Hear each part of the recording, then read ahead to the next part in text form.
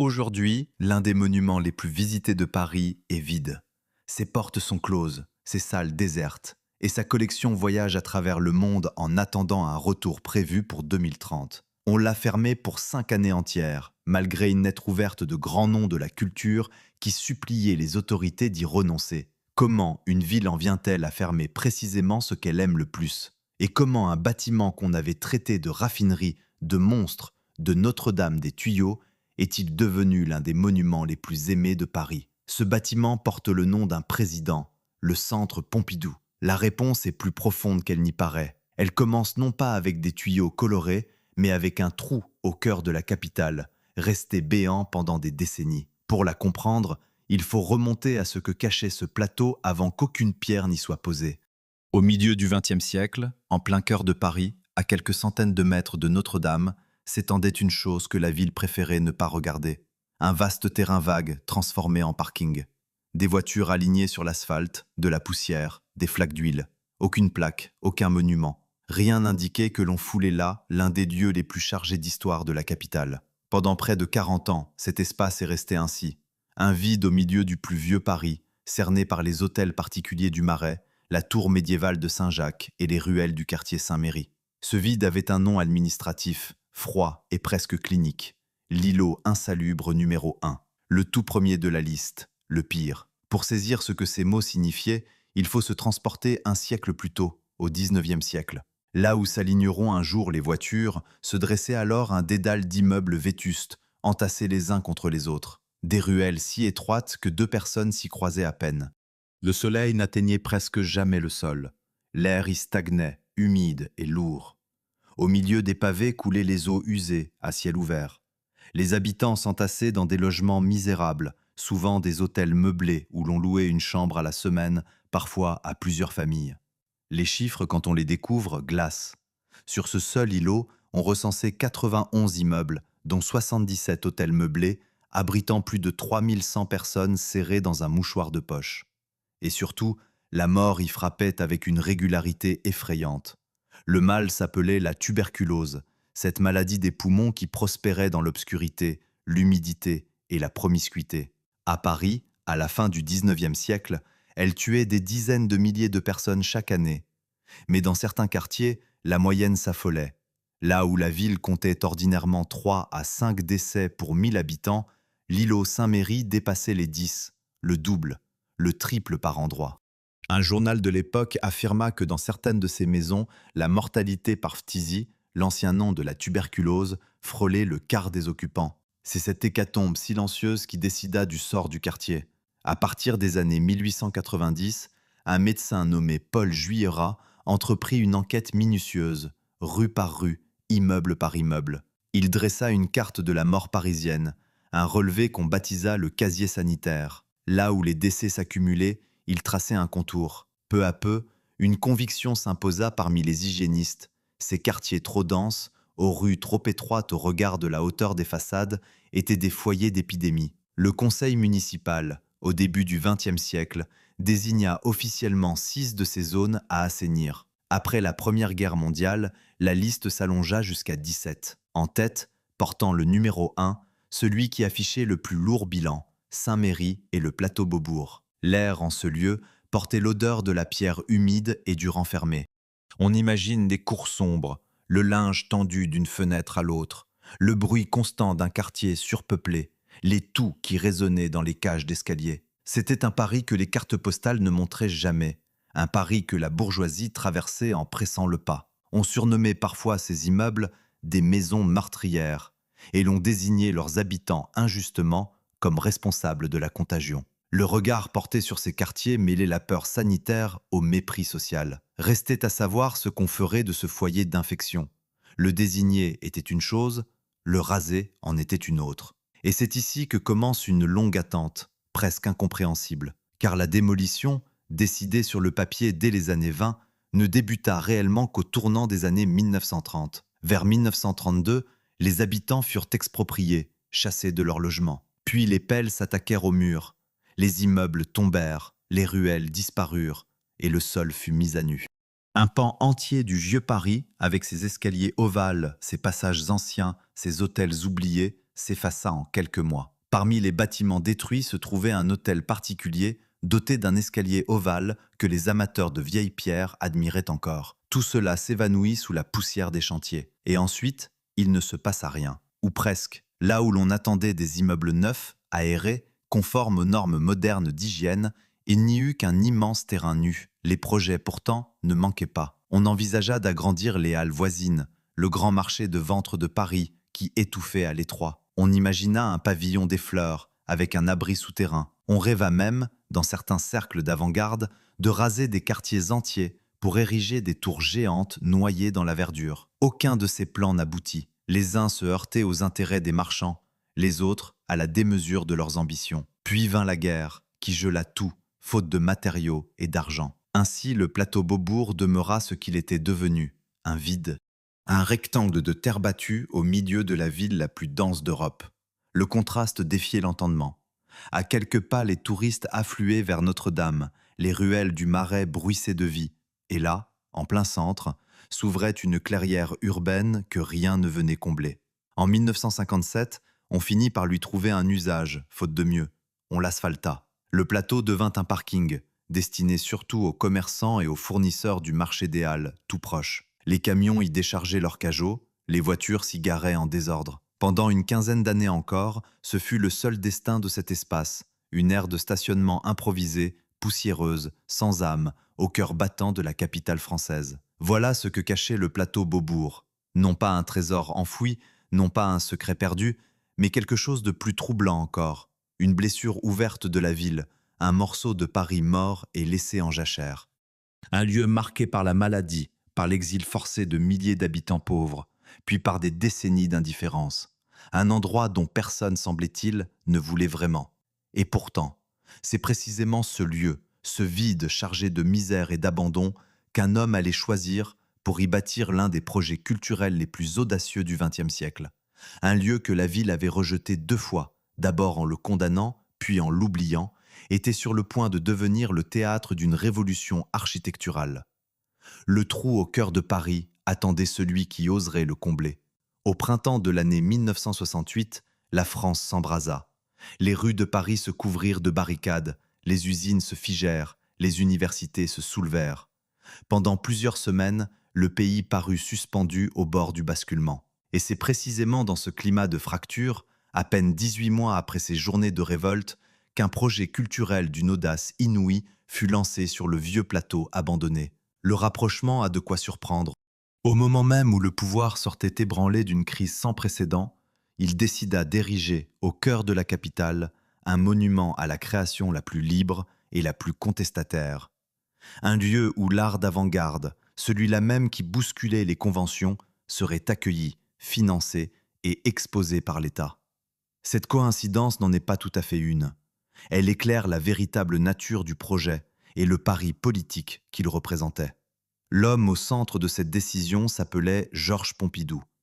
Élu président de la République en juin 1969, il n'était pas un amateur d'art de circonstance. Depuis longtemps, il collectionnait, lisait, fréquentait les peintres et les galeries. La création de son temps le passionnait, non par devoir de fonction, mais par goût profond et sincère. Devenu chef de l'État, il disposait soudain d'un pouvoir de décision considérable que lui conféraient les institutions de la Ve République. Et il choisit d'en user pour la culture, d'une manière que nul président avant lui n'avait osé. On imagine volontiers qu'un tel projet naquit d'un éclair, d'une vision soudaine. La réalité est plus subtile. L'idée d'un grand centre culturel ne surgit pas du néant dans l'esprit de Pompidou. Elle traînait dans les cartons de l'État depuis près de 10 ans, enlisée, contrariée, sans cesse repoussée. 2 rêves anciens y sommeillaient. Le premier était celui d'un musée du XXe siècle, imaginé au début des années 60 par André Malraux, alors ministre des Affaires culturelles, qui en avait confié la conception à l'architecte Le Corbusier. Mais Le Corbusier mourut à l'été 1965 et le projet s'enfonça dans le sommeil. Le second rêve était celui d'une grande bibliothèque de lecture publique, ouverte à tous, gratuite, moderne, dont Paris était curieusement dépourvu. Elle avait été pensée dès le milieu des années 60, avec l'ambition d'élargir l'accès aux livres grâce aux techniques nouvelles. Le mérite de Pompidou fut moins d'inventer que de débloquer. Là où d'autres avaient hésité pendant une décennie, il trancha. Il prit ses projets épars, poussiéreux, contrariés, et décida de les réunir en un seul lieu, sur un seul terrain. Et le terrain, il ne pouvait guère y en avoir d'autre. Le plateau Beaubourg, vide dû du ischion de l'îlot insalubre, offrait le seul emplacement disponible d'une telle ampleur au cœur de Paris. Ce qui avait été une plaie devenait une opportunité. La bibliothèque réclamait de l'espace. Le musée en réclamait aussi. Le hasard voulut qu'un seul lieu pût les accueillir tous les deux. De cette contrainte géographique naquit l'idée qui allait tout définir. Ne pas construire un musée, ni une bibliothèque, mais un ensemble où les deux, et bien d'autres choses encore, cohabiteraient. La décision fut prise officiellement le 11 décembre 1969, lors d'un conseil restreint tenu à la présidence. Elle reposait sur un document programmatique rédigé par l'un des conseillers de Pompidou. Quelques jours plus tard, le 23 décembre, le Conseil de Paris donna son accord. En l'espace de quelques semaines, un pan de terre asphalté cessa d'être un parking pour devenir le site d'un futur ensemble monumental consacré à l'art contemporain. Pompidou lui-même formula sa vision en des termes restés célèbres. Il déclara qu'il voudrait passionnément que Paris possède un centre culturel qui soit à la fois un musée et un lieu de création, où les arts plastiques voisineraient avec la musique, le cinéma, les livres, la recherche audiovisuelle. Le musée, précisa-t-il, ne pouvait être que d'art moderne, puisque la France avait déjà le Louvre. Et il ajouta que la bibliothèque attirerait des milliers de lecteurs qui, du même coup, se trouveraient mis en contact avec les arts. Dans cette phrase tenait tout le projet. Faire entrer le passant, le lecteur, le curieux, dans un lieu où l'art viendrait à lui sans qu'il l'ait cherché. Le programme initial réunissait 3 institutions distinctes sous un même toit. Un musée d'art moderne, pour abriter la création du XXe siècle, une bibliothèque publique d'information, ouverte et gratuite, la première de cette envergure en Europe, et un centre de création industrielle consacré au design et aux objets du quotidien. Puis, en 1971, sous l'impulsion directe de Pompidou, un 4e volet fut ajouté, un centre de recherche musicale qui deviendrait plus tard un institut voué à explorer les frontières entre la musique et la science du son. 4 univers, 4 publics, réunis dans un même bâtiment. L'idée fondatrice, celle à laquelle le lieu resterait toujours fidèle, portait un nom, la pluridisciplinarité, le décloisonnement des arts. Il fallait pour cela un bâtiment d'un type nouveau, non pas un temple, non pas un palais, non pas ces édifices solennels aux colonnes intimidantes qui éloignaient le public autant qu'ils l'impressionnaient. Pompidou et son entourage rêvaient d'autre chose, un lieu vivant, mouvant, où l'on entrerait comme dans un marché plutôt que comme dans un sanctuaire.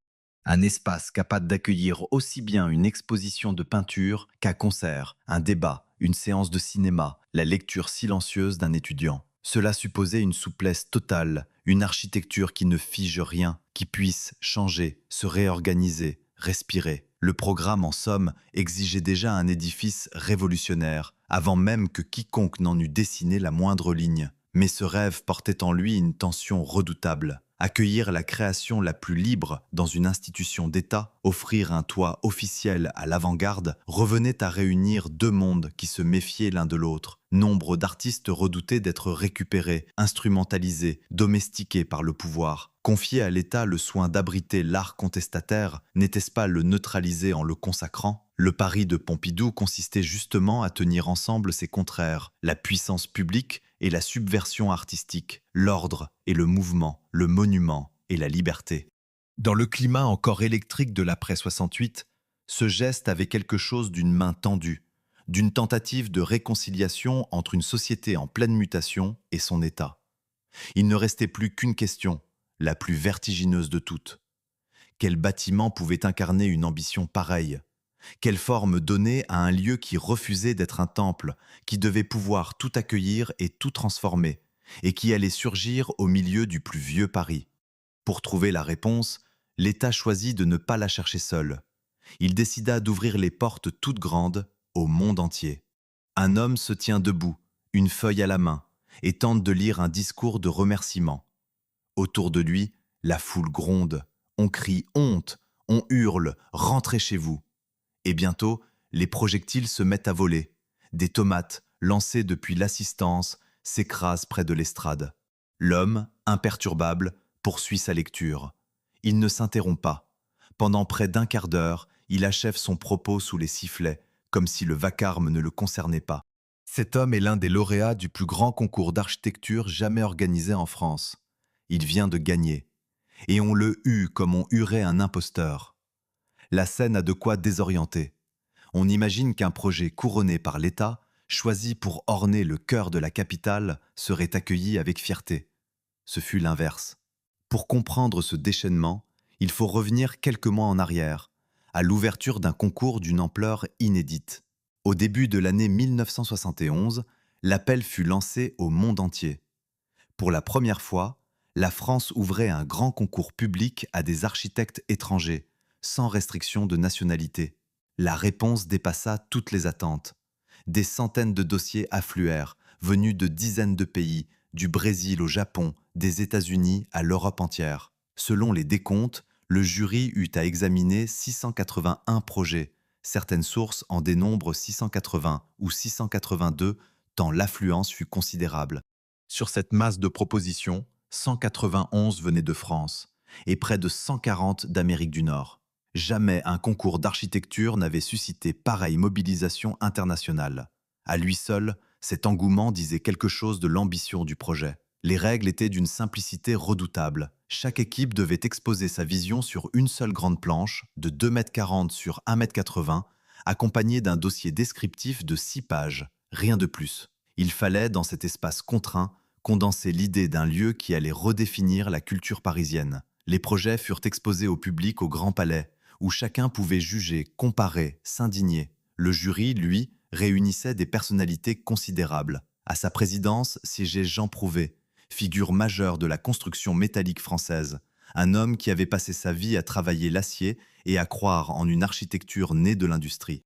Autour de lui se trouvaient de grands noms de l'architecture mondiale, parmi lesquels le Brésilien Oscar Niemeyer, sculpteur de courbes et bâtisseur de Brasilia, et l'Américain Philip Johnson, critique influent et faiseur de réputation. Une place que le célèbre architecte du grand théâtre australien, Jorn Utzon, avait renoncé à occuper, laissée à Niemeyer. C'est ici que la légende s'écarte des faits. On raconte volontiers que le projet vainqueur fut choisi à l'unanimité, porté d'emblée par l'enthousiasme général. La réalité, révélée par les archives, est plus nuancée. Le choix se fit à 8 voix contre 1, et le président du jury lui-même, Jean Prouvé, hésita longuement. Au bout de 3 jours de sélection, alors qu'il ne restait plus que 3 dossiers en lice, il proposa de tout reprendre depuis le début. Sa préférence, un temps, alla même vers un autre projet. Ce fut sous l'impulsion des autres jurés, et notamment de Philip Johnson, que la balance finit par pencher. Le projet retenu ne s'imposa pas comme une évidence. Il fut un choix de compromis, adopté après débat, doute et revirement. Ce projet portait un nom de code, tiré simplement de son numéro de dossier, le projet 493. Derrière lui se cachait une équipe que presque personne ne connaissait. De jeunes architectes, l'Italien Renzo Piano et le Britannique Richard Rogers, associés à Gianfranco Francini, épaulés par les ingénieurs du bureau britannique Of Arup and Partners, des inconnus, ou presque. Leurs propositions ne ressemblaient à rien de ce qu'on attendait d'un monument. Ils refusaient l'édifice figé, solennel, définitif. À la place, ils imaginaient une structure mouvante, faite de plateaux vides et flexibles, suspendus au-dessus d'une vaste place ouverte, soutenue par une ossature métallique. Ils parlaient d'un centre vivant d'information, un lieu qui changerait sans cesse, qui afficherait la vie sur ses façades. Ils avaient conçu, disaient-ils, le contraire d'un monument. Lorsque le résultat fut annoncé au public, à la mi-juillet, la stupeur laissa place à la colère. Le projet 493 heurtait de plein fouet l'idée qu'on se faisait du cœur de Paris, cette carcasse d'acier, ces tubes apparents, ces volumes industriels dressés à quelques centaines de mètres de Notre-Dame et des vieilles pierres du Marais. Tout cela parut à beaucoup une agression. La presse s'empara de l'affaire avec virulence. On compara le futur bâtiment à une raffinerie de pétrole plantée en pleine ville. Un journal écrivit que Paris aurait désormais son propre monstre, à la manière du fameux animal du Loch Ness. Les critiques inventèrent un surnom qui allait coller à l'édifice pendant des années, Notre-Dame des Tuyaux, comme pour railler la prétention d'une cathédrale faite de canalisation. L'un des lauréats confia plus tard le vertige de ce moment. Renzo Piano, dont le français d'alors restait scolaire, raconta qu'il mit plusieurs minutes à comprendre le mot lauréat lorsqu'on le lui annonça au téléphone. Il crut d'abord qu'il s'agissait d'une question de diplôme. Quand il réalisa enfin qu'ils avaient remporté le concours, il s'effondra dans un fauteuil, avant de téléphoner à Rogers, resté à Londres. Ces deux hommes venaient de décrocher la commande de leur vie, et ils allaient devoir la défendre contre une ville qui n'en voulait pas. Car l'hostilité ne se limitait pas à la rue et aux journaux. Elle touchait les cercles les plus cultivés. Un critique d'art réputé écrivit dans un grand quotidien que Beaubourg était un coup de force, une violence faite à la ville, une sorte de King Kong architectural déposé au cœur du vieux Paris. Et pourtant, dans la même phrase, cet homme lâcha un mot qui contenait déjà tout l'avenir du lieu. Il ajouta que ce bâtiment était beau et grand comme une énigme. Là résidait le paradoxe qui allait accompagner l'édifice tout au long de son histoire. Ce qui provoquait le rejet, sa nouveauté brutale, son refus des codes, son étrangeté, était exactement ce qui ferait un jour sa gloire. Le jury ne s'y était pas trompé. Il avait choisi, contre le goût dominant, l'option la plus radicale de toutes. Le président Pompidou, loin d'ignorer ce choix comme on l'a parfois prétendu, s'était rendu en secret au Grand Palais un soir avec son épouse pour juger les projets de ses propres yeux. Il savait ce qu'il approuvait. Il avait voulu l'audace et il l'avait obtenue. Restait à transformer une planche de 2 mètres sur presque 2, couverte de dessins, en un bâtiment de plusieurs dizaines de milliers de tonnes. Le projet 493 existait sur le papier. Il fallait maintenant qu'il tienne debout dans le monde réel. Et cela, personne encore ne savait vraiment comment le faire. Devant la façade, le visiteur lève les yeux et croit contempler l'envers d'un décor. Là où tout bâtiment cache ses organes, celui-ci les expose. Une grille dense de tubes blancs et de poutres d'acier tapisse la surface, et entre ces éléments serpentent d'énormes conduites colorées, des tuyaux bleus, verts, jaunes et rouges qui grimpent, tournent, se croisent le long des étages. On dirait le mécanisme d'une horloge géante dont on aurait retiré le boîtier, ou les entrailles d'une usine retournées vers la rue. Rien n'est dissimulé. La ventilation, l'eau, l'électricité, les escaliers, tout ce qu'on enferme d'ordinaire dans l'épaisseur des murs se donne ici en spectacle. À première vue, ce parti pris ressemble à une provocation pure, un caprice d'artiste résolu à choquer pour choquer. C'est l'interprétation la plus répandue, et c'est précisément là que l'évidence trompe. Car derrière cette apparence de défi se cache un raisonnement d'une rigueur implacable. Rien sur cette façade ne relève de la fantaisie gratuite. Tout obéit à une logique. Pour la saisir, il faut renverser la question. Un bâtiment classique enferme ses conduits et ses gaines à l'intérieur, dans les murs, sous les planchers, au-dessus des plafonds. Ces réseaux dévorent de l'espace, imposent des cloisons, fixent des points immuables autour desquels tout doit s'organiser. Les architectes du projet voulaient exactement l'inverse. Leur ambition première était d'obtenir des étages entièrement libres, sans le moindre obstacle, où l'on pourrait tout réaménager à volonté. Or, pour vider l'intérieur, il n'existait qu'une solution, en chasser tout ce qui l'encombrait. Et ce qui l'encombrait, c'était précisément ces réseaux techniques. Les rejeter à l'extérieur n'était donc pas une posture, c'était la condition même de la liberté intérieure. Le résultat de ce renversement dépasse l'entendement. À l'intérieur du bâtiment s'étendent de vastes plateaux, chacun d'une surface d'environ 7000 mètres carrés, sans une seule colonne pour les interrompre. 7000 mètres carrés, cela représente à peu près la surface de 2 terrains de football réunis, offertes d'un seul tenant, sans le moindre pilier au milieu. Un espace nu, souple, où l'on peut dresser des cloisons un jour et les abattre le lendemain, monter une exposition ici, un concert là, une bibliothèque à l'étage. Le bâtiment ne fige aucun usage. Il se plie à ce qu'on lui demande. Cette flexibilité totale, rêvée dès le programme initial, devenait enfin possible parce que tout ce qui aurait entravé l'espace avait été expulsé vers les façades. Une fois les réseaux dehors, une nouvelle difficulté surgissait. Comment s'y retrouver dans cet enchevêtrement de conduites exposées au regard? Comment les entretenir, les réparer, les identifier d'un coup d'œil? La réponse fut aussi pratique qu'élégante. Attribuer à chaque fonction une couleur. Ce ne fut pas un système symbolique, encore moins un langage secret. Ce fut un code de maintenance, un outil de travail, semblable à celui qu'emploie l'industrie. Chaque teinte désigne un réseau précis. Le bleu signale la circulation de l'air, la ventilation et la climatisation. Le vert indique l'eau qui court dans les tuyaux. Le jaune marque l'électricité et les gaines qui transportent le courant. Le rouge, enfin, désigne tout ce qui concerne le mouvement des personnes, les ascenseurs, les escaliers, les cheminements. Un technicien, d'un simple regard sur la façade, sait à quoi il a affaire. La couleur n'habille pas le bâtiment pour le plaisir, elle le rend lisible. Il serait tentant de chercher dans ces teintes une signification cachée, une intention poétique ou mystérieuse. Ce serait se méprendre. La logique est strictement utilitaire, empruntée au code des chantiers et des installations industrielles. D'ailleurs, l'histoire des couleurs de Beaubourg fut d'abord tâtonnante. Avant d'adopter cette palette vive, les concepteurs envisagèrent un temps de peindre l'ensemble dans une teinte proche de celle de la Tour Eiffel. L'essai donna une maquette d'un brun rougeâtre terne, peu engageante, vite abandonnée. C'est alors qu'ils se tournèrent vers le code de l'industrie, franc et éclatant, qui allait devenir l'identité visuelle du lieu. L'air devant cette façade porte les rumeurs de la ville et le léger vrombissement des installations qui travaillent à découvert.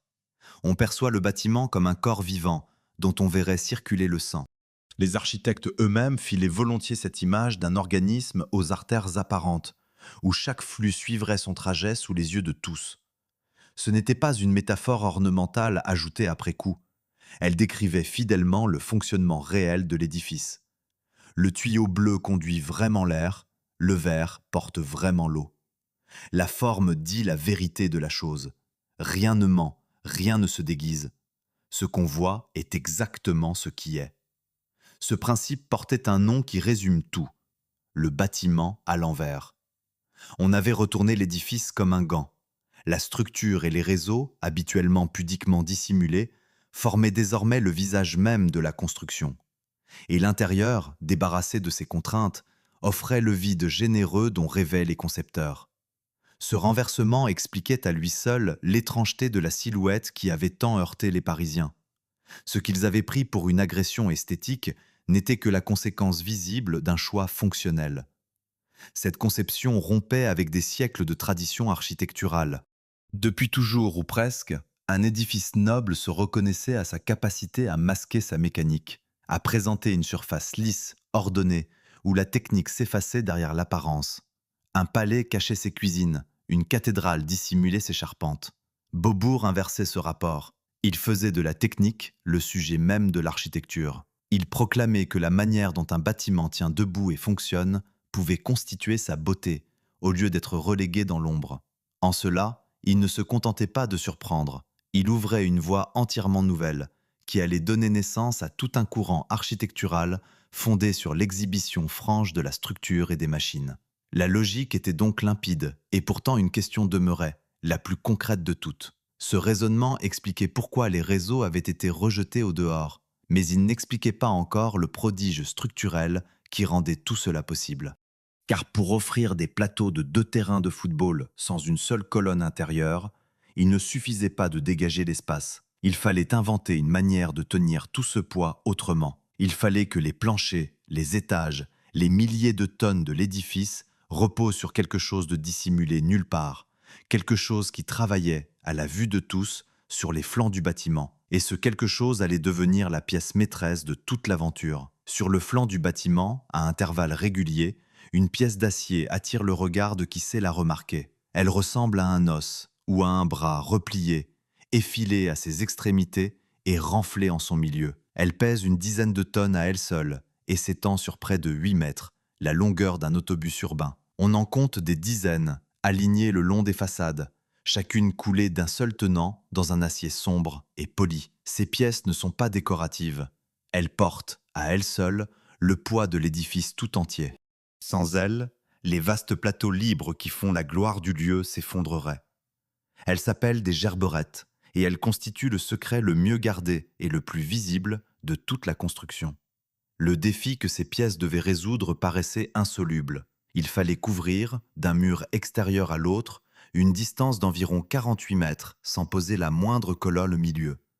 48 mètres, c'est près de la moitié d'un terrain de football laissé entièrement libre, sans un seul appui.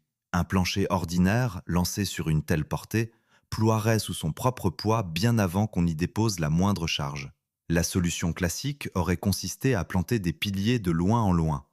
Mais planter des piliers, c'était renoncer à l'espace libre, trahir l'idée même du projet.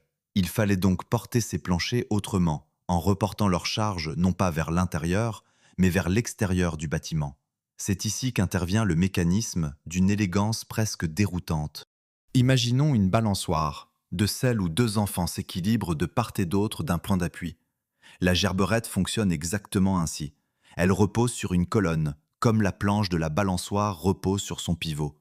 Son côté intérieur, le plus court, reçoit l'extrémité de la grande poutre qui traverse le bâtiment et supporte le plancher. Son côté extérieur, le plus long, dépasse au-delà de la colonne, vers le vide, au dehors. Et pour que l'ensemble reste en équilibre, ce bras extérieur est retenu vers le bas par une fine tige d'acier, tendue comme un câble, qui l'empêche de basculer. Le résultat de cet agencement est contraire à toute intuition. Dans un bâtiment ordinaire, les colonnes extérieures poussent le plancher vers le haut, elles le soutiennent par en dessous. Ici, c'est l'inverse. Les colonnes du pourtour ne poussent rien vers le haut, elles tirent les gerberettes vers le bas par l'intermédiaire de ces tiges tendues. Elles travaillent non pas à la compression, comme un pilier qu'on écrase, mais à la traction, comme une corde qu'on étire. Le poids des étages, capté par le côté intérieur de chaque balancier, bascule par-dessus le point d'appui et se transmet vers les colonnes extérieures qui le retiennent en tirant. Toute la charge de l'édifice est ainsi rejetée vers ses arêtes extérieures, laissant l'intérieur parfaitement dégagé. La forme même de chaque pièce raconte ce travail, effilé là où l'effort est moindre, épaissi là où la tension se concentre. La matière suit la force, rien n'est arbitraire. À la beauté du mécanisme s'ajoute une révélation qui déconcerte. Ce dispositif si moderne, cette pièce emblématique du bâtiment le plus futuriste de son temps, n'a pas été inventé de rien dans les années 70. Son principe remonte à plus d'un siècle en arrière. Il porte le nom d'un ingénieur allemand du 19e siècle, Heinrich Gerber, spécialiste des ponts. Vers les années 1860, Gerber avait mis au point une manière de construire des travées reposant sur des bras en porte-à-faux, ces éléments qui avancent dans le vide en s'appuyant sur un seul point. On appelait cela la poutre gerbée. Le mot gerberette n'est rien d'autre que le diminutif de son nom, une petite pièce héritière de la balance imaginée par l'ingénieur des ponts. Le bâtiment le plus révolutionnaire de Paris reposait donc sur une idée vieille de 100 ans. Il ne faudrait pourtant pas croire à un simple emprunt. Reprendre un principe ancien ne suffisait pas à résoudre le problème de Beaubourg. Le mérite d'avoir transformé cette vieille idée en une pièce capable de tenir un édifice entier revient à un ingénieur du bureau Ove Arup, l'Irlandais Peter Rice, épaulé par son équipe. Pour parvenir à couler ces balanciers d'un seul bloc, dans un acier moulé aux dimensions rarement vues dans le bâtiment, il fallait maîtriser des techniques encore expérimentales. Rice et ses collègues étudièrent longuement la manière dont le métal se comporte sous contrainte, jusqu'à comprendre comment il se déforme et, à l'extrême, comment il rompt. La forme définitive de la gerberette ne fut pas trouvée du premier coup. Elle résulta d'une longue évolution, de tâtonnements et d'essais successifs, avant d'atteindre cette silhouette sculpturale qui allait devenir la signature du lieu. La fabrication elle-même relevait de la prouesse. Ces pièces étaient trop massives pour être produites sur place, au cœur de Paris. On les coula dans des fonderies situées loin de la capitale, notamment en Allemagne, dans les usines du groupe Krupp. Puis, on les achemina vers le chantier. Les colonnes qui les soutenaient méritent elles aussi qu'on s'y arrête. Creuses, d'un diamètre d'environ 80 cm, elles n'étaient pas remplies de béton, mais d'eau. Cette eau n'était pas là par hasard. Elle constituait une protection contre l'incendie, capable d'absorber la chaleur et de retarder le ramollissement de l'acier en cas de feu. Chacune des colonnes principales recevait la charge de 6 gerberettes, réparties le long de la hauteur du bâtiment. L'ensemble de la construction reposait sur cette logique unique. Une ossature d'acier permanente, faite de 13 travées identiques, formait le squelette stable du bâtiment. Dans cette trame, comme dans un immense jeu de construction, on pouvait insérer, retirer, déplacer les planchers et les cloisons. La structure ne cachait rien de son fonctionnement, L'acier travaillait à la compression, là où il fallait résister à l'écrasement. Les tiges tendues travaillaient à la traction, là où il fallait retenir. Les nœuds moulés reliaient le tout au point d'articulation. Chaque élément disait clairement quel rôle il jouait dans l'équilibre général. Le bâtiment portait environ 16 000 tonnes d'acier, une masse considérable, à peu près le double de ce qu'exigeait d'ordinaire une construction de dimensions comparables. Ce surcroît de métal était le prix de la liberté intérieure. Pour n'avoir aucune colonne dedans, il fallait en déployer une forêt dehors et les faire travailler à contre-emploi. Ainsi tenait debout ce que les Parisiens avaient d'abord pris pour une folie.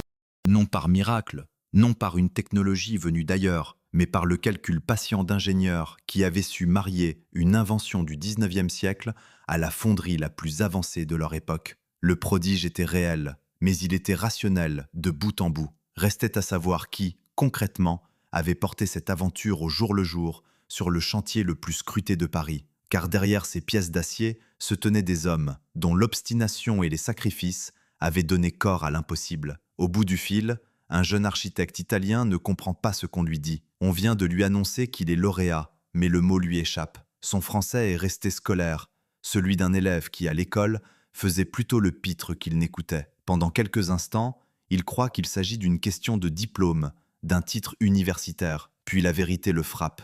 Ils ont gagné. Ils ont remporté le plus grand concours d'architecture de leur époque. L'homme s'effondre dans un fauteuil, sonné, avant de saisir de nouveau le téléphone pour appeler son associé, resté à Londres. Ce moment de flottement, presque comique, dit tout de la situation. Ceux qui venaient de décrocher le chantier le plus surveillé de Paris étaient de parfaits inconnus, si peu sûrs de leur chance qu'ils n'y croyaient pas eux-mêmes. Il fallait maintenant que ces inconnus tiennent leur pari. Et derrière les architectes, dont les noms allaient devenir célèbres, se tenait une équipe plus discrète, sans laquelle rien n'aurait tenu debout. Cette équipe portait un nom presque administratif, Structure 3. C'était l'une des divisions du bureau d'ingénierie britannique chargé du projet. On y trouvait des hommes dont le grand public n'entendrait jamais parler, mais qui allaient résoudre un à un les problèmes que personne n'avait encore affrontés. Parmi eux, un ingénieur irlandais devint la figure centrale de l'aventure technique. Il consacra à ce bâtiment 7 années de sa vie. Sa manière de s'engager en dit long sur l'esprit du chantier. Cet homme vivait à Londres, où il avait laissé sa femme et ses 4 jeunes enfants dans une petite maison de briques. Pour suivre le chantier au plus près, il s'installa à Paris et loua un minuscule logement dans le quartier du Marais, tout proche du plateau. L'endroit était si sombre, si privé de lumière du jour, qu'on le surnomma la Taupinière. Il y vivait seul, entièrement absorbé par le projet, tandis que sa famille demeurait de l'autre côté de la Manche. Il se mit à apprendre le français, prenant des leçons avec application, fier de pouvoir un jour s'adresser aux ouvriers dans leur propre langue, sur le chantier, sans intermédiaire. Pour lui, un bâtiment ne se réduisait pas à des calculs. Il tenait à la dimension humaine, à la matière que l'on touche, à l'échelle du corps. Cette obsession du détail avait une histoire. Peu avant le concours, l'ingénieur s'était rendu au Japon, où il avait découvert d'immenses charpentes métalliques assemblées à l'aide de nœuds d'acier moulés. La vision l'avait marqué. Il y avait vu la preuve qu'on pouvait donner à une grande structure une personnalité, une part de surprise, au lieu de la laisser froide et anonyme. Il avait aussi observé, ailleurs, comment un architecte pouvait réchauffer une construction en soignant chaque articulation, chaque point de contact. De ces voyages était née une conviction. Même le plus colossal des édifices devait rester approchable, presque tactile, à hauteur d'homme. C'est cette idée qu'il allait imprimer dans l'acier de Beaubourg. Le chantier lui-même commença par un trou gigantesque, creusé au cœur du plus vieux Paris. L'un des ingénieurs le surnomma le plus grand trou de la ville, et l'expression resta. Là où s'étalait naguère l'asphalte du parking, les pelles s'enfoncèrent dans le sol pour y loger les fondations. On imagine la scène. Au milieu des immeubles anciens, une excavation béante, des grues, des camions, la boue et la poussière, et cette impression étrange d'assister à l'ouverture des entrailles de la ville. Les hommes du projet venaient sur place inspecter l'avancée des travaux. Une photographie fameuse les montre assis, insouciants, sur l'une des grandes pièces d'acier, perchés très haut au-dessus des toits de Paris, comme des ouvriers d'acier suspendus entre ciel et pierre. Car ces pièces d'acier posaient un défi logistique inédit. Elles étaient si massives, si lourdes, qu'on ne pouvait ni les fabriquer sur place, ni les transporter en plein jour sans paralyser la ville. On les coulait dans des fonderies éloignées, notamment en Allemagne, dans de grandes usines sidérurgiques.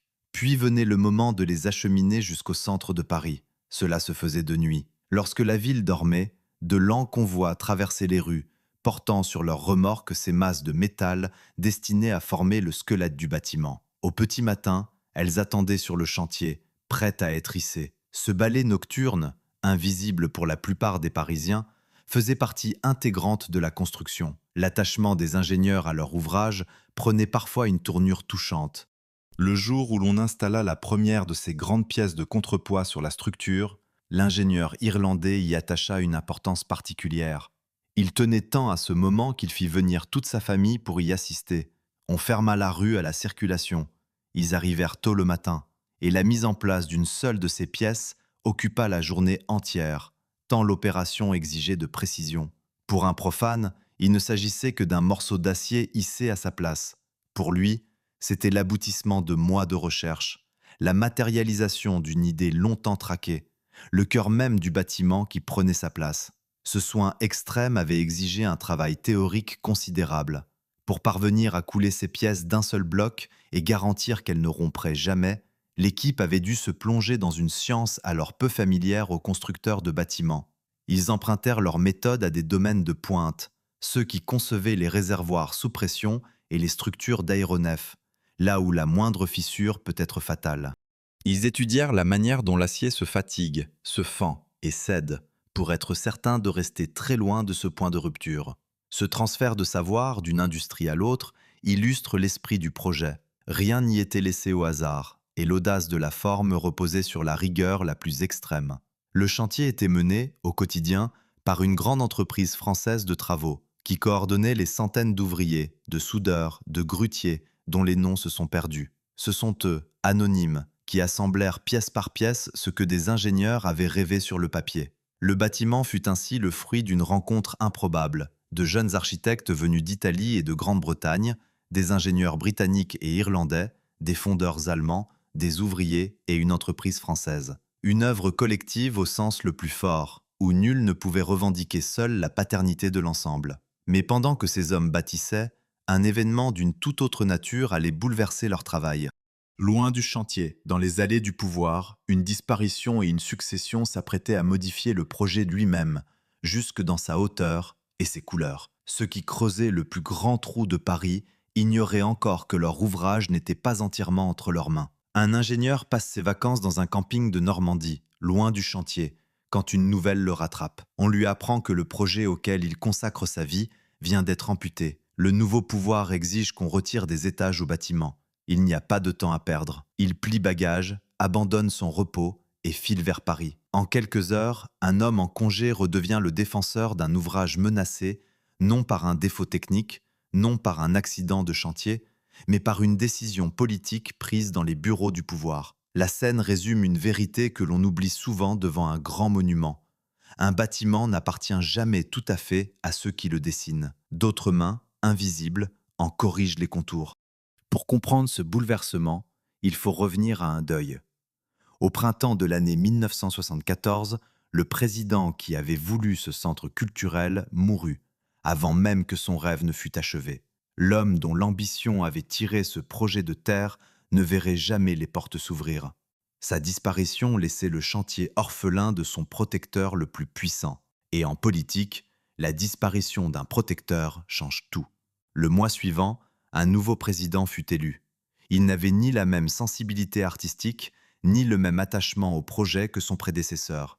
Devant cet énorme chantier coûteux et controversé, hérité d'un autre, il hésita d'abord. Fallait-il continuer à financer cet ouvrage que la presse raillait, que les traditionalistes détestaient et dont la facture ne cessait de grimper? Un temps, l'avenir même du bâtiment resta en suspens. Le nouveau chef de l'État aurait pu tout arrêter. Il choisit finalement de laisser le projet s'achever et même de lui donner officiellement le nom de son prédécesseur disparu, transformant le centre Beaubourg en un hommage au président qui l'avait voulu. Mais laisser le chantier se poursuivre ne signifiait pas le laisser intact. Le nouveau pouvoir entendait réduire la dépense, et sa main se fit sentir sur plusieurs points. Des étages furent supprimés du projet, dans un souci d'économie.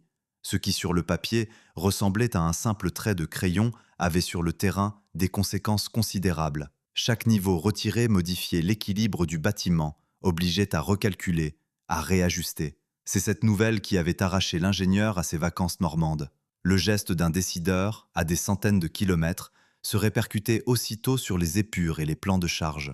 L'amputation la plus lourde de sens ne concernait pourtant pas la hauteur, mais l'âme du projet. Dans la vision d'origine, la façade tournée vers la place ne devait pas être une simple paroi. Elle devait vivre. Des concepteurs avaient imaginé un immense mur d'images, animé d'écrans et de projections, qui aurait déversé sur la place des informations, des messages, des œuvres, transformant le bâtiment en un véritable centre d'information vivant. Cette façade parlante était le cœur battant de leur idée première. Un édifice qui ne se contenterait pas d'abriter la culture, mais qui la diffuserait en direct sur la ville. Les esquisses montraient même des messages fictifs affichés sur ces écrans, comme autant de promesses d'un dialogue permanent entre le lieu et la foule. Ce rêve ne vit jamais le jour. Le mur d'images fut abandonné, sacrifié aux restrictions budgétaires, mais aussi, semble-t-il, à une méfiance plus profonde. Un tel dispositif, capable d'afficher n'importe quel message au cœur de Paris, dans l'esprit encore électrique de ces années de contestation, pouvait inquiéter le pouvoir. Une façade qui parle est une façade qui peut dire n'importe quoi. Le nouveau président se serait méfié de cet outil, qu'il aurait perçu comme une arme potentielle plus que comme un ornement. Ainsi disparut l'une des idées les plus radicales du projet, celle qui aurait fait du bâtiment un émetteur autant qu'un abri.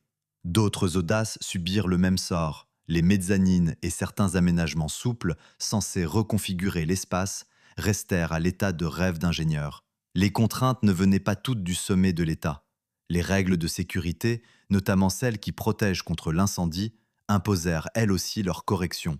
Certaines parois qu'on avait voulues entièrement transparentes durent devenir opaques. Des éléments gracieux se virent enrobés de matériaux protecteurs. Le bâtiment réel s'écarta, pas à pas, du bâtiment rêvé, comme toujours entre l'épure et la pierre. Chaque compromis reniait un peu de l'utopie initiale, sans jamais en effacer l'esprit. Une dernière intervention, plus anecdotique en apparence, révèle jusqu'où pouvait aller le goût du pouvoir. Sur le toit du bâtiment se dressaient des tours de refroidissement, ces éléments qui participent au système de climatisation.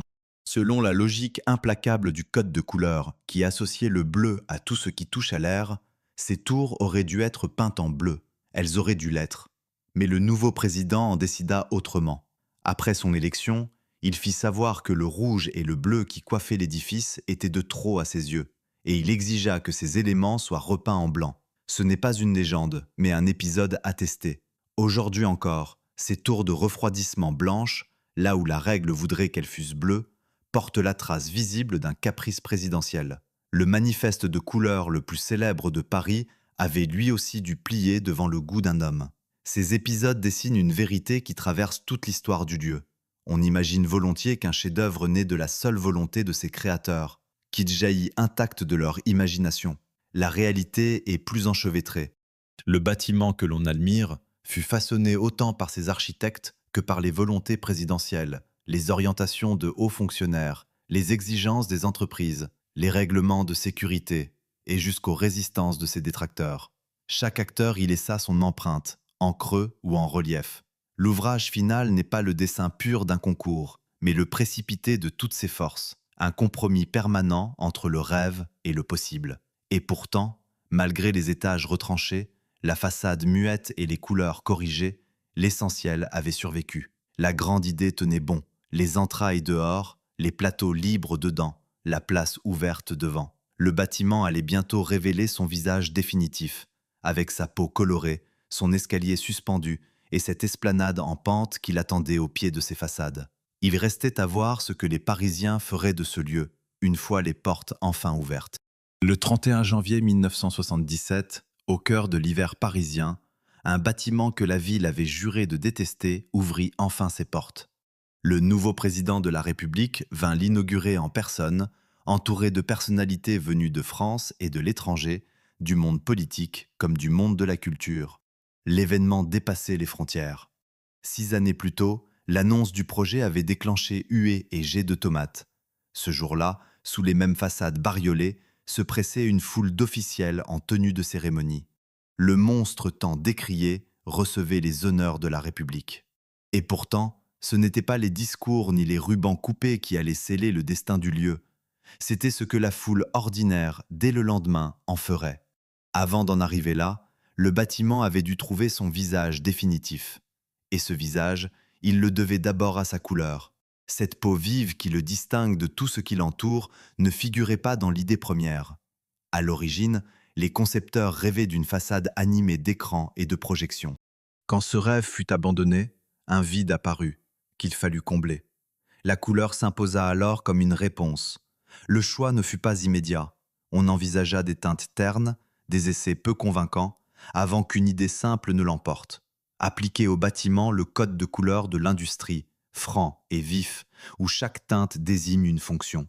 Un peintre proche du monde de l'architecture joua un rôle dans cette conversion. Il reçut les architectes dans son atelier du Marais, où il avait peint ses propres tuyaux de couleurs éclatantes et les convainquit qu'une architecture nouvelle appelait des couleurs pures. De cette visite naquit la palette qui allait devenir la signature du lieu. Ainsi, le bâtiment se para de ces teintes désormais célèbres, chacune fidèle à sa fonction. Mais la couleur n'était que l'un de ces deux traits marquants. Le second, plus spectaculaire encore, ondulait le long de la façade tournée vers la place. Un immense escalier mécanique, enfermé dans un tube de verre transparent, grimpait en diagonale d'un niveau à l'autre, zigzagant sur toute la hauteur de l'édifice. Les Parisiens lui trouvèrent aussitôt un surnom affectueux, la chenille. Sa silhouette sinueuse, sa lente ascension, son mouvement de reptation le long du mur évoquaient l'insecte qui grimpe le long d'une branche. Cet escalier ne se contentait pas de transporter les visiteurs, il transformait la montée en spectacle. À mesure que l'on s'élevait dans le tube de verre, le panorama de Paris se déployait, toujours plus large. Les toits de zinc gris, les cheminées, les clochers, et au loin les silhouettes familières de la ville. On avait l'impression de continuer à marcher dans Paris, mais vers le ciel. La chenille devint si vite l'emblème du lieu qu'un graphiste la plaça au cœur du logo du centre, 5 bandes traversées de 2 zigzags, image immédiatement reconnaissable. L'ascension dans la chenille se muait presque en expérience sensible. Le léger vrombissement mécanique, le verre qui vibre, la ville qui bascule sous les pieds, beaucoup y voyaient une forme d'enchantement. L'un des premiers responsables du musée décrivit joliment cette montée à ciel ouvert, disant que l'escalator élevait à la fois le corps et l'esprit, et qu'on s'y embrassait beaucoup. Longtemps, on put emprunter cette chenille sans même acheter de billets, pour le seul plaisir de la vue. Au fil des décennies, des centaines de millions de personnes gravirent ainsi la façade, au point que cet escalier devint l'un des trajets les plus fréquentés de tout Paris. Mais l'invention la plus subtile du projet ne se dressait pas en hauteur. Elle s'étendait à plat, devant le bâtiment. Là où la plupart des concurrents du concours avaient voulu occuper tout le terrain, remplir la parcelle d'un bloc massif montant à 30, 50, parfois 150 mètres, les lauréats avaient fait le choix inverse. Ils avaient délibérément laissé la moitié du site vide. Cette moitié vide, c'était la place, la piazza, une vaste esplanade ouverte au pied des façades. Ce parti pris audacieux, ce refus d'occuper l'espace disponible, fut l'une des raisons même pour lesquelles le jury avait distingué leur projet parmi des centaines d'autres. Dans une ville dense où chaque mètre carré se dispute, offrir un grand vide relevait presque du geste philosophique. La place n'était pas plate, elle descendait en pente douce vers les entrées du bâtiment, avec une inclinaison d'environ 11%, si bien que quelques mètres de dénivelé séparaient son point haut de son point bas. On la parcourait comme on descend une cale vers l'eau. Cette pente n'était pas un hasard. Elle s'inspirait d'une place italienne célèbre, la grande place en creux de la ville de Sienne, qui s'incline comme un amphithéâtre ou une coquille vers son hôtel de ville depuis le Moyen-Âge. Comme elle, la piazza de Beaubourg invitait à s'asseoir, à s'attarder, à regarder. Elle formait un contrepoint horizontal parfait à la verticalité colorée de la façade. Depuis l'escalier de verre, la place devenait un tableau vivant, animé de silhouettes minuscules. Et pour ceux qui la traversaient à pied, la façade jouait le rôle d'un immense écran, un spectacle permanent de tuyaux et de mouvements. Créer une place sans voiture, en plein Paris, était une rareté à cette époque. Et ce vide, aussitôt, se remplit de vie. Dès l'ouverture, la piazza fut envahie par une foule d'un genre nouveau. Des musiciens ambulants y posèrent leurs instruments. Des artistes de rue y déployèrent leurs numéros. Des cracheurs de feu, des mimes, des portraitistes, des dessinateurs qui reproduisaient des tableaux à même le pavé, des bonimenteurs et des rêveurs de toutes sortes s'y donnèrent rendez-vous. La place, conçue comme un lieu pour tous, tint aussitôt sa promesse. Elle devint une scène à ciel ouvert, un théâtre spontané où le passant était tour à tour spectateur et acteur. Ce que les architectes avaient imaginé sur le papier, une agora moderne au cœur de la ville, prenait vie sous leurs yeux, exactement comme ils l'avaient espéré. Ainsi, entre la couleur de ses façades, la chenille de verre qui ondulait vers le ciel, et cette place en pente où bruissait la vie, le bâtiment révélait enfin ce qu'il était vraiment. Non pas un temple figé, non pas un palais intimidant, mais un lieu ouvert, mouvant, presque joueur, qui invitait à entrer sans crainte. L'édifice que les Parisiens avaient d'abord rejeté comme une agression commençait à les séduire, presque malgré eux. Ce qui les avait choqués se muait lentement en source de fierté. Restait une conséquence que personne, ni les architectes, ni les ingénieurs, ni les responsables politiques, n'avaient vu venir. Cette séduction allait être si puissante, si massive, qu'elle deviendrait à son tour un problème. Le succès du lieu portait en lui des germes de son propre épuisement. Devant les portes du bâtiment, une file s'étire, jour après jour, saison après saison. Des milliers de personnes patientes pour entrer dans un lieu qui n'avait jamais été conçu pour les accueillir en si grand nombre. Car voici le fait le plus déroutant de toute cette histoire. Lorsqu'on dessina ce centre culturel, on l'imagina pour recevoir environ 8000 visiteurs par jour. C'était déjà une ambition considérable.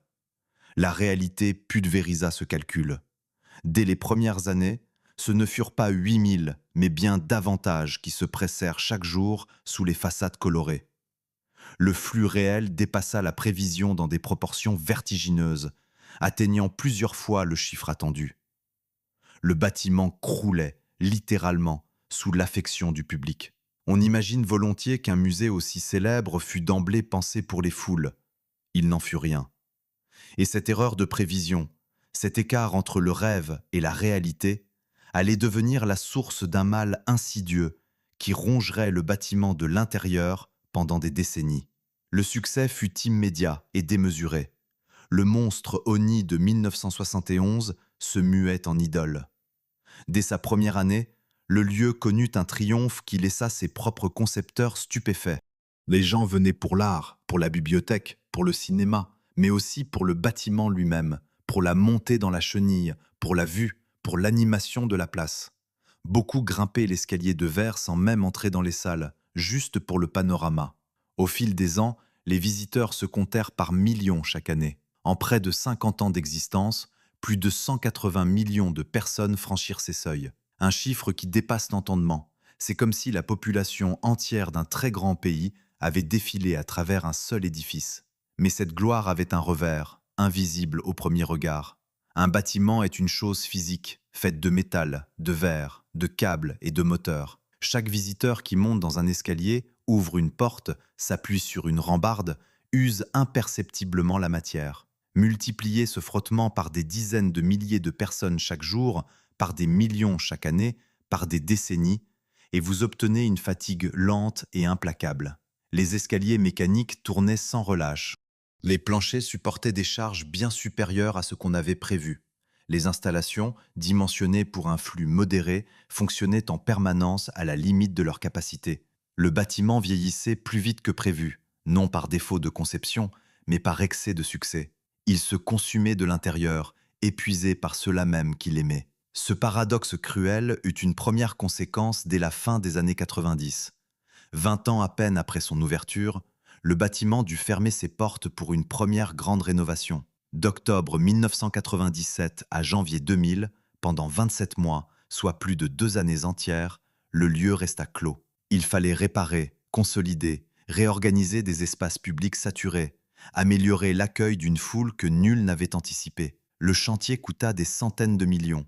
Lorsque les portes rouvrirent, au tout premier jour de l'an 2000, le bâtiment avait été renforcé, ses circulations repensées, ses surfaces agrandies. On crut le problème réglé. Il n'était que reporté. Car l'usure ne s'arrête pas, elle reprend, dès la réouverture, son travail patient. Et à mesure que les décennies passaient, d'autres menaces, plus graves encore, se révélaient. Le temps n'avait pas seulement fatigué les escaliers et les planchers, il avait attaqué la structure elle-même. La grande ossature d'acier, ce squelette exposé qui faisait la fierté du lieu, souffrait de corrosion. Le métal, rongé par l'humidité et les ans, demandait un traitement en profondeur. Plus grave encore, on découvrit que le bâtiment recelait de l'amiante, ce matériau autrefois utilisé partout pour se protéger du feu et dont on sait désormais qu'il menace la santé. L'amiante était présent dans les façades, dans la structure, et il fallait l'en extraire entièrement. À cela s'ajoutaient des exigences nouvelles. Rendre le lieu accessible à tous, y compris aux personnes à mobilité réduite, et réduire sa consommation d'énergie, colossale pour un édifice aussi vaste, si gourmand à chauffer l'hiver et à rafraîchir l'été. L'ensemble de ces problèmes conduisit à une décision d'une ampleur inédite. Le bâtiment devrait fermer, non pas quelques mois, mais 5 années entières, de 2025 à 2030. La date avait d'abord été fixée plus tôt, autour de 2024, mais les grandes compétitions sportives accueillies par Paris cet été-là obligèrent à repousser le chantier. La fermeture fut progressive. Dès le printemps de 2025, la collection d'art moderne quitta les Cimaises. Puis vint le tour de la grande bibliothèque publique, transférée dans un autre quartier de la capitale. Les boutiques, la librairie s'éteignirent au fil de l'été. Enfin, le 22 septembre de l'année 2025, le bâtiment tout entier ferma ses portes au public. Le grand chantier lui-même ne débuterait vraiment qu'au début de l'année suivante, le temps d'évacuer les dizaines de milliers d'œuvres et de vider les lieux. Les raisons de cette fermeture totale étaient claires et vérifiables. Extraire l'amiante de toutes les façades, traiter la corrosion de la structure d'acier, remplacer les fenêtres et les ascenseurs, moderniser des installations à bout de souffle, améliorer l'accessibilité et réduire fortement la facture énergétique du bâtiment. La note serait lourde. La seule part technique du chantier était estimée à environ 260 millions d'euros, et l'ensemble du projet, en incluant la refonte culturelle des espaces, pouvait approcher les 460 millions d'euros. La conduite des travaux fut confiée à des équipes d'architectes et d'ingénieurs, chargées les unes de la remise à neuf technique, les autres de repenser entièrement l'agencement intérieur dans le respect de l'œuvre d'origine. Certains s'interrogèrent sur le choix d'une fermeture complète, plutôt qu'un chantier mené par tranches, aile après aile, sans fermer tout à fait. Les responsables du projet répondirent qu'une rénovation partielle aurait presque doublé les coûts et étiré les travaux bien au-delà de 7 ans, tout en compromettant la sécurité. Fermer d'un seul tenant était, selon eux, la voie la plus rapide et la plus sûre. L'argument ne convainquit pas tout le monde. Avant même la fermeture, de grandes figures des arts et des lettres adressèrent une lettre ouverte aux autorités, qualifiant cette fermeture prolongée de coup dur pour la vie culturelle du pays, et même d'erreur grave. Ils s'inquiétaient de priver Paris de l'une de ses principales vitrines artistiques durant 5 ans, et redoutaient les conséquences pour tout le quartier alentour, ses habitants, ses commerces. On n'imaginerait pas, écrivait-il, les plus grandes institutions du pays fermer leurs portes 5 années durant sans solution de remplacement. Les défenseurs du projet tinrent bon, et la décision fut maintenue. Pour éviter que la collection ne sombre dans un long sommeil, on imagina de la faire voyager. Plutôt que de l'enfermer dans des réserves, on décida de la disperser, de la montrer ailleurs, en France et dans le monde.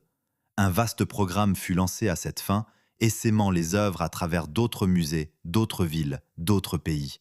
La collection prit la route vers l'est de la France, vers l'Espagne, les Pays-Bas et jusqu'en Asie, où un nouvel espace ouvrit ses portes dans la capitale sud-coréenne au début de l'été 2026.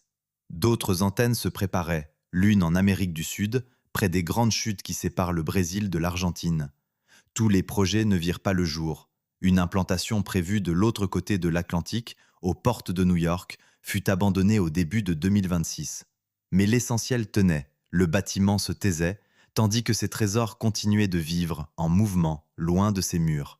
Ainsi, le lieu conçu pour être ouvert à tous se retrouvait clos, tandis que son contenu partait à la rencontre du public, aux 4 coins du globe. Le paradoxe se referme sur lui-même. Ce bâtiment, on avait cru le détruire en le construisant, tant il heurtait les esprits. En réalité, ce fut son succès qui faillit l'user jusqu'à la corde. L'affection démesurée du public, cette même affection qui avait transformé le monstre en trésor, fut aussi ce qui l'épuisa, l'obligea à fermer, à se refaire une santé. Il n'avait pas été brisé par le rejet, mais par l'amour. Et pour comprendre ce que ce lieu allait devenir au terme de sa longue métamorphose, il fallait mesurer ce qu'il avait déjà changé, non seulement dans Paris, mais dans la manière même de concevoir un bâtiment partout dans le monde. Aujourd'hui, le bâtiment se tait. Ses portes sont closes, ses salles vides, sa grande chenille de verre immobile sur la façade. Mais loin de ces murs, quelque chose d'inattendu se produit. Ses œuvres, au lieu de dormir dans des réserves, ont pris la route. Elles voyagent, dispersées à travers la France et le monde, exposées dans d'autres villes, d'autres pays, sous d'autres cieux. Le lieu conçu pour rassembler s'est fait nomade. Sa collection essaime, portée par un programme qui l'a fait rayonner d'un continent à l'autre. Ce paradoxe, un musée fermé dont le contenu n'a jamais autant circulé, dit quelque chose d'essentiel sur la nature même de ce bâtiment. Il n'a jamais été fait pour rester figé. Le mouvement est inscrit dans ses gènes, depuis le premier jour. Pour saisir ce que ce lieu a légué au monde, il faut mesurer le chemin parcouru. Un demi-siècle plus tôt, la même construction déclenchait la fureur, les sifflets, les jets de tomates. On l'a comparé à une raffinerie, à un monstre lacustre, à une agression contre le vieux Paris. Et pourtant, ce même édifice est devenu l'un des monuments les plus photographiés de la capitale, l'un de ses 3 lieux les plus visités, aux côtés de la Grande Dame de Fer et du plus célèbre des musées du Louvre. Le retournement est total. Ce qui avait été honni est désormais chéri. Cette trajectoire, il faut le rappeler, n'est pas unique dans l'histoire de Paris. Une autre construction, en son temps, avait suscité le même rejet furieux avant de devenir le symbole même de la ville. La Grande Tour de Fer, à la fin du XIXe siècle, avait été dénoncée par les artistes et les écrivains comme une horreur, une cheminée d'usine, une insulte au bon goût. Quelques décennies plus tard, nul n'imaginait plus Paris sans elle. Le bâtiment de Beaubourg a suivi la même pente, celle du rejet initial qui se mue lentement en attachement, puis en fierté. On a parlé à son sujet d'un amour au second regard. Le premier coup d'œil révolte, le second apprivoise, le troisième adore. L'héritage de ce lieu ne se limite pas à sa propre gloire. Il a changé l'architecture elle-même. Avant lui, un musée était un temple, un palais solennel où l'on entrait avec révérence. Après lui, un musée pouvait être une place publique, un lieu de vie, de rencontre, d'échange, ouvert à tous sans intimidation. Le jury qui décerna plus tard l'une des plus hautes distinctions de l'architecture à l'un de ses créateurs salua précisément cela. Ce bâtiment avait révolutionné l'idée même du musée, transformant ce qui était jadis un monument élitiste en un lieu populaire d'échange social et culturel, tissé dans le cœur de la ville. Sur le plan de la forme, il donna naissance à tout un courant. En exhibant sans pudeur sa structure et ses machines, il légitima une manière entièrement nouvelle de bâtir, où la technique devient beauté, où les tuyaux et les poutres cessent de se cacher pour s'afficher fièrement. Ce style, fondé sur la franchise mécanique, essaima dans le monde entier. L'un des architectes du lieu en fit lui-même la démonstration quelques années plus tard, en édifiant à Londres un grand bâtiment d'assurance où les ascenseurs, les canalisations et les escaliers grimpent à l'extérieur des façades, dans une exubérance mécanique héritée en droite ligne de Beaubourg. Toute une génération de bâtisseurs à sa suite apprit à montrer plutôt qu'à cacher. Le rayonnement du lieu prit aussi une forme plus concrète, celle de l'essaimage géographique. Un peu plus de 30 ans après l'ouverture parisienne, une antenne du centre vit le jour dans l'est de la France, dans la ville de Metz. Confié à un architecte japonais, ce nouveau bâtiment, coiffé d'une vaste toiture ondulante inspirée d'un chapeau tressé, s'organisait autour d'une flèche centrale. Cette flèche s'élevait à 77 mètres de hauteur, un chiffre qui n'avait rien d'arbitraire. Il rendait hommage à l'année de naissance du bâtiment parisien, 1977. Ainsi, le lieu se prolongeait, se déclinait, engendrait des descendants qui portaient en eux la mémoire de l'original. D'autres partenariats suivirent, à travers l'Europe, l'Asie, les Amériques, faisant voyager l'esprit du lieu bien au-delà des rives de la Seine. Il reste alors à répondre à la question qui a traversé toute cette histoire. Comment un bâtiment que l'on avait traité de raffinerie, de monstre et de cathédrale de tuyauterie est-il devenu l'un des monuments les plus aimés de Paris?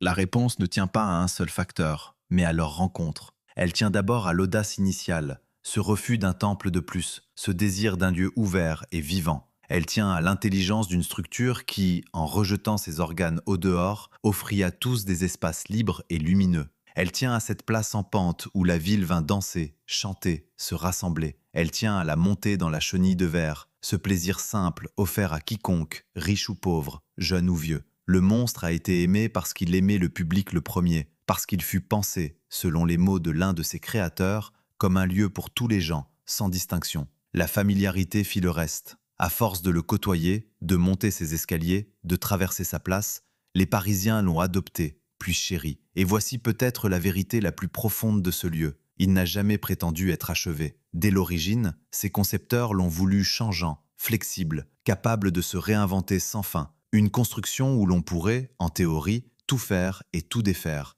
Sa fermeture actuelle, si douloureuse soit-elle pour ceux qui l'aiment, n'est que le dernier chapitre de cette métamorphose permanente. On le débarrasse de ce qui le menace, on le renforce, on le repense, pour qu'il rouvre, dans quelques années, prêt à vivre un demi-siècle de plus. Un monument ordinaire vieillit et se fige. Celui-ci, fidèle à lui-même, refuse de s'arrêter. Il demeure ce qu'il a toujours été, un chantier perpétuel, un bâtiment à jamais inachevé, dont la dernière pierre ne sera peut-être jamais posée. Voilà l'histoire de ce vaisseau de verre, d'acier et de couleur, posé au cœur du plus vieux Paris. Si ce récit vous a fait regarder autrement cette silhouette familière, si vous avez pris plaisir à en explorer l'envers, n'hésitez pas à soutenir cette chaîne d'un pouce levé et d'un abonnement. Cela nous permet de continuer à raconter les secrets des grands bâtiments du monde. Merci de nous avoir accompagnés jusqu'au bout de cette exploration.